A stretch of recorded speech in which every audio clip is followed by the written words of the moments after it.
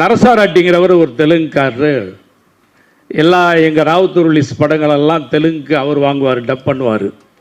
இந்த கேப்டன் பிரபாகரன் படத்தை பார்த்துட்டு, சார் கோர்ட்டு சீனு பேசிக்கிட்டே இருக்கார் விஜயகாந்த், எப்படி சார் உட்காருவாங்க, எங்கள் சிரஞ்சீவி பாலகிருஷ்ணா பேசினாலாவது உட்காருவாங்க சார், விஜயகாந்த் பேசினா எப்படி சார் உட்காருவாங்க, நான் தூக்கிடுறேன் சார்னார்.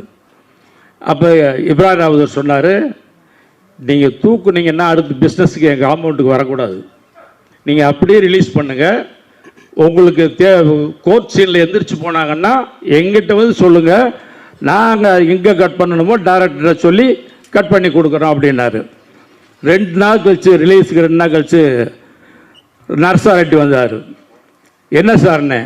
சார் விஜயகாந்த் பேச பேச பேச பேச ஒரே கைதட்டல் தான் சார் அப்படின்றார்.